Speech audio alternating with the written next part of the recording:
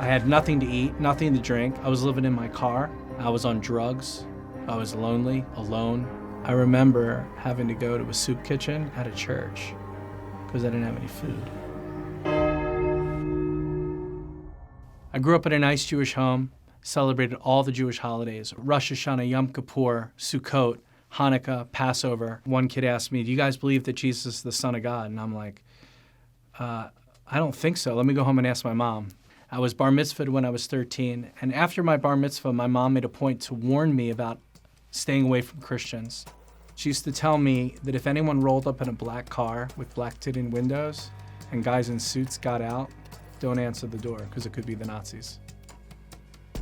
I was hyperactive, and my mom sent me to doctors, and I was put on this medication, and I hated the way it made me feel. I hated it. If you come off the medication, you can't live with me anymore. So I got off the medicine, and she tossed me out of the house. I went to live with my father for a while, and my dad came to me and said that you gotta leave.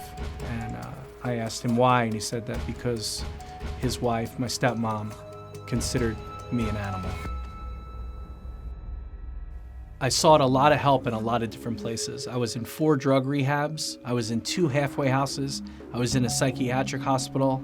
I've been to psychologists, psychiatrists, doctors, all to try to fix myself, and none of them worked.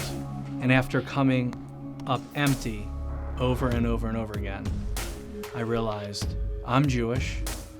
I need to find God.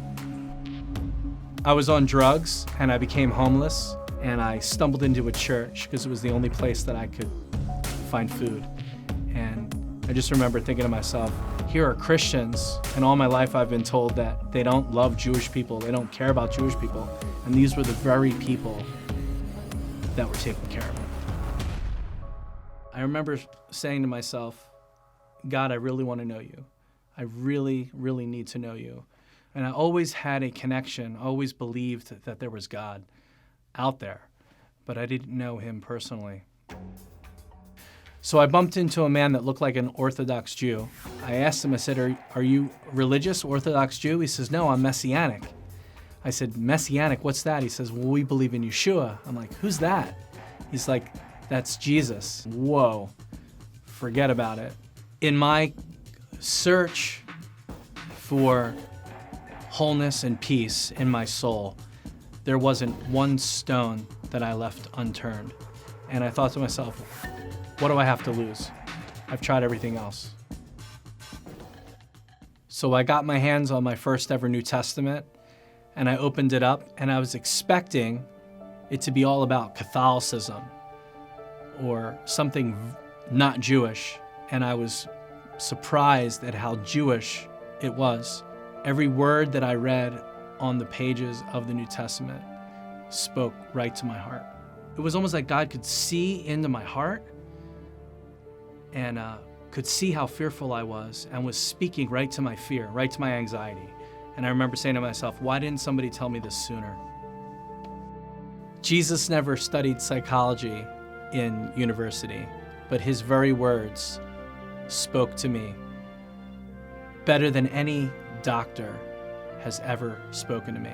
His words spoke right to my heart.